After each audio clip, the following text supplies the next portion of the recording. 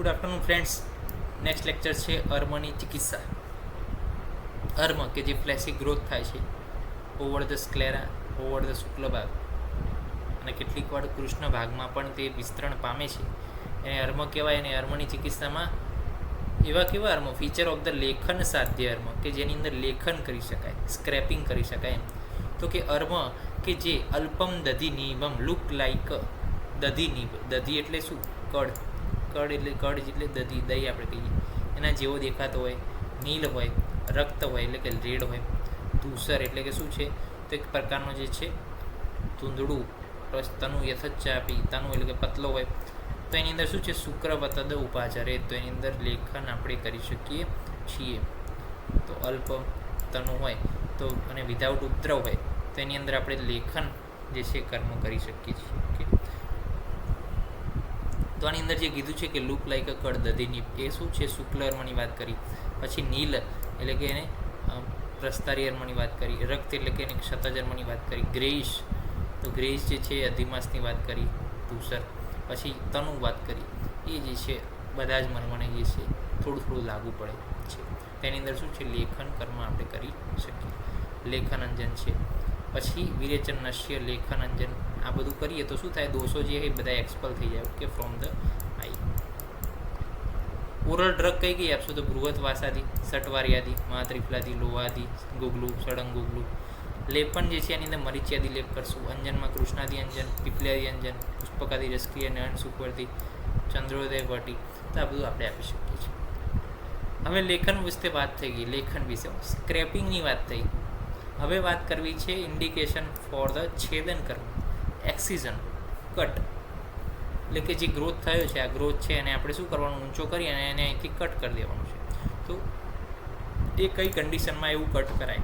તો ચર્માભમ બહલમ યત્તુ સ્નાયુમાસમ ઘનાવૃતમ છેદયમેવ તદ અર્મમ સ્યાત કૃષ્ણમંડલગ્રમ ચેત. એટલે કે વેરી થીક લાઈક એ એક્સ્ટ્રા સ્કિન, કે વધારે જાડું હોય. આ જે છે પતલું દેખાઈ રહ્યું છે એના બદલે જાડું પણ હોય, કે જેની અંદર શું છે? નીચેની સ્કિન ના દેખાતી હોય, નીચેનું જે પ્લેયર છે એ ના દેખાતું હોય, પ્લસ હાઈલી એલિવેટેડ હોય, વધારે ગ્રોથ હોય, ફ્લેસી growth around the fibrous tissue હોય, પ્લસ એન્ક્રોચિંગ ટુ ધ કૃષ્ણમંડલ, એટલે કે કૃષ્ણમંડલ સુધી જે ફેલાયેલું હોય. આ તો ઓછું છે, અહીંયા સુધી પણ હોઈ શકે. તો આપણે શું કરવું પડે? એને એક્સરસાઇઝ કરવું પડે. તો હવે આ જે છે છેદન કર્મ, એક્સરસાઇઝ જે છે કરવું છે એની વિધિ છે કે પૂર્વકર્મ કરવાનું, અગ્રોપરણ્ય, સ્નિગ્ધ ભોજન, sitting position, application of the casting powder of the સેન્ધવ, અને ત્યારબાદ attempt should be made to shake કર્મ. ઓકે, એને પરિઘાતન, અને આ વર્ડ જે છે બહુ જ ઇમ્પોર્ટન્ટ છે અને એની સમજ આપણે હજુ આપણા ગુરુ પાસે પણ મેળવવી જરૂરી છે. પ્રધાન કર્મની અંદર શું કહેવાનું છે? પેશન્ટને લેટરલી જોવાનું કહેવાનું છે. એટલે કે જે બાજુ અર્મ હોય એ બાજુથી જે છે એની વિરુદ્ધ દિશામાં જોવાનું કહેવાનું છે. જે તરફ ગ્રોથ હોય એની વિરુદ્ધ દિશામાં જોઈએ એટલે એ ગ્રોથ શું છે? વધારેમાં વધારે બહાર આવે. ત્યારબાદ અર્મ ઇઝ લિફ્ટેડ વિથ ધ બડી સેન્ટર એટ પોઈન્ટ વેર રિંકલ, એટલે કે અર્મમાં જ્યાં રિંકલ હોય, મસ્ક્યુલર ગ્રોથમાં જ્યાં રિંકલ કરજલી થોડી પડતી હોય ત્યાં આગળથી બડી સેન્ટરથી શું કરવાનું? અર્મને ઊંચો કરવાનો. After lifting arm held with the મૂચુડી યંત્ર, અર્મ જેવો ઊંચો થાય એવો મૂચુડી યંત્રથી પકડી લેવાનો અથવા સૂચુથી એલિવેટ કરવાનું. સૂચિ યંત્ર અપવાડ કરે અર્મને એક્સરસાઇઝ બાય ધ મંડલાગ્ર શસ્ત્ર, પછી મંડલાગ્ર શસ્ત્રથી આપણે એને કટ કરી દેવાનું. રિમેન રાખવાનું છે 1/4 of the part of the pterygium arm, આપણે એને રાખવાનું છે, વધારેમાં વધારે નથી કાપવાનું. કેમ? તો જો તમે આખું કાપી દો તો શું થાય? રિકરન્સના ચાન્સીસ રહે, અંદર બ્લીડિંગના ચાન્સીસ રહે, નેત્ર નાડી સ્વરૂપ જે છે એ સર્જાવાના ચાન્સીસ રહે છે. કનિનિક વધાદ અશ્રમ નાડી વા ઉપજાય, એટલે કે કનિનિક વધાદ અશ્રમ નાડી વા ઉપજાય તે, તો કે વધારેમાં વધારે જો છેદન કરી દઈએ તો શું થાય? નેત્ર નાડી ઉત્પન્ન થાય. અને હિન છેદો, વધારે ઓછું કાપો, એક્સરસાઇઝ કરો તો પાછું પુનઃવૃદ્ધિ થવાના ચાન્સીસ રહે. તો બંને બાજુ છે, એટલે તમારે જે છે 1/4 રહે એ જ દિશામાં જે છે તમારે એક્સિજન કર્મ કરવાનું છે. એક્સિજન થઈ જાય પછી શું છે? ધૂમપાન છે, નશ્ય છે, શિરા વિશ્રાવણ કરવાનું, આશ્ચોતન, સુલહર લેપ, શેનાથી કરવાનું અહીંયા લખેલું છે બધું. અને એ કેવી ડ્રગ છે કે જે અષ્ટિમધુ સિદ્ધ ગ્રુધ, એ બધી જે છે પેઇન કિલર, એનાલ્જેસિક ઇફેક્ટ ધરાવતી ડ્રગ છે. પશ્ચાત કર્મ પ્રતિસારણ કરવાનું છે, શેનાથી? યવક્ષારના ચૂર્ણથી, જેન્ટલી.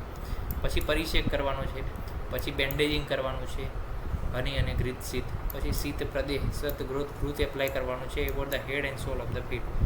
3 દિવસ પછી બેન્ડેજ ખોલવાની છે, સ્વેદન કર્મ કરવાનું, શોધન એટલે કે રોપણ કર્મ પણ કરવાનું છે. અને જો હજુ પણ જે છે અર્મ હાજર હોય તો પછી લેખન અંજન એપ્લાય કરવાનું છે. કયું? નાગર મનઃશિલાદી વર્તી, કે જે વધી ગયેલું બાકી રહી ગયેલું અર્મ જે છે 1/4 આપણે રાખ્યું હતું એનું સમન કરશે. અને બીજું બ્લીડિંગ પણ નહીં થાય, એના માટે નાગર મનઃશિલાદી વર્તીનો ઉપયોગ કીધો છે આચાર્ય. હવે પ્રોપર એક્સિઝન થયું છે કે નહીં એ કઈ રીતે ખબર પડશે? તો વિશુદ્ધ વર્ણમ ઉત્કૃષ્ટમ, એટલે કે આંખનો કલર ના બદલાય. ક્રિયા સુવતી ગતક્લમમ, એટલે કે નોર્મલ ફંક્શન કરે અને આઉટ ઓફ ધ એક્સર્જન જે છે આઈ રહે, આઈ પોતાની મૂવમેન્ટ કરી શકે, નોર્મલ ફંક્શન કરી શકે, નોર્મલ વિઝન રહે, તો અને કોઈ કોમ્પ્લિકેશન પ્રોડ્યુસ ના થાય, તો એ જે છે પ્રોપર એક્સિઝન છે, પ્રોપર છેદન કર્મ કર્યું એવું આપણે કહી શકીએ. અને હીન અને અતિછેદન થયું એવું ક્યારે કરી શકીએ? તો કે અર્મ પાછો થાય રિકરન્સમાં, પ્લસ રેડનેસ જોવા મળે, સ્ત્રાવ જોવા મળે, ફોટોફોબિયા થાય અને રિડ્યુસ ધ વિઝનમાં કોઈ ડિસ્ટર્બન્સ સર્જાય તો આપણે કહી શકીએ કે ભાઈ એક્સિઝનમાં કાં તો ઓછું કપાયું છે કાં તો વધારે જે છે અર્મ કપાયું છે. તો આ થઈ ગયા હીન અને અતિછેદનના લક્ષણો. તો નેક્સ્ટ લેક્ચરની અંદર ટેરિઝમ વિશે અભ્યાસ કરીશું. તો આજે આપણે જોઈ લીધી ચિકિત્સા ઓફ ધ અર્મ, બહુ જ ડિટેલમાં આપી છે અને પૂછાય પણ છે એટલા મોસ્ટ ટાઈમ બી છે, અને કોન્સેપ્ચ્યુઅલી પણ એક સારી છે. અને આ કિસ્સાઓ જે છે ઘણા બધા હોય છે સમાજમાં. તો નેક્સ્ટ લેક્ચરની અંદર મળીશું, ત્યાં સુધી રજા આપશું. જય હિન્દ, જય ભારત, જય આયુર્વેદ, જય ધન્વંતરી. નમસ્કાર.